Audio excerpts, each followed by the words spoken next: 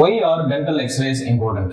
Dental x-rays ஏன் முக்கியம் அப்படின்னு கேட்டீங்கன்னா, பல்லுடைய மூணுல ஒரு பகுதி தான் நமக்கு வாயில தெரியும், மீதி மூணுல 2 பகுதி நம்மளோட ஈருக்குள்ளார புதஞ்சிருக்கு. ஸோ அதனால அந்த பல்லுல என்ன பிரச்சனை இருக்கு அப்படின்றத நம்ம தெளிவா பாக்குறதுக்கு ஒரு எக்ஸ்ரே இருந்ததுனா தான் நமக்கு ரொம்பவும் சௌகரியமா இருக்கும். அதனால பல்லுக்கு சப்போஸ் பிரச்சனைகள் இருக்கு அப்படின்னா எக்ஸ்ரே தேவை அப்படின்னு உங்க பல் மருத்துவர் சொன்னாருன்னா கண்டிப்பா அதை எடுத்து பார்க்க வேண்டியது மிகவும் அவசியம். இது நம்பர் 1. அதன் பிறகு சில பேர் நான் எக்ஸ்ரே நிறைய எடுக்கிறதுக்கு பயந்துக்கிறேன், என்னோட அந்த ரேடியேஷனுக்காக நான் ரொம்ப கவலைப்படுறேன் அப்படின்னு சொல்றாங்க.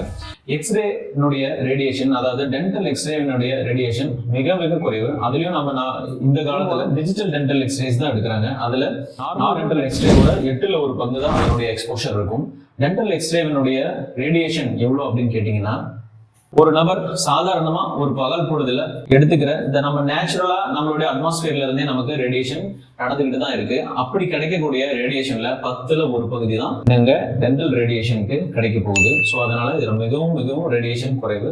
அதாவது அந்த கதிர்வீச்சுன்னு சொல்றோம் இல்லையா, அதுதான் ரேடியேஷன் சொல்றோம். அது மிக மிக குறைவு டென்டல் ரேடியேஷன்ல. அதனால அது தயங்காம நீங்க எடுத்துக்கலாம். அதன் பிறகு பிரெக்னன்ட் லேடிஸ், சப்போஸ் நீங்க பிரெக்னன்ட் லேடிஸா இருக்கிறீங்க அப்படின்னா அந்த சமயத்துல மட்டும் உங்க மருத்துவர்கிட்ட, பல் மருத்துவர்கிட்ட ஸ்பெஷலா சொல்லிடுங்க. ஒருவேளை நீங்க பிரெக்னன்சி எதிர்பார்த்துட்டு இருக்கிற சமயத்துல இருந்தாலும் சரி, அப்படி இருந்தாலும் உங்களோட பல் மருத்துவர்கிட்ட சொல்லிடுங்க.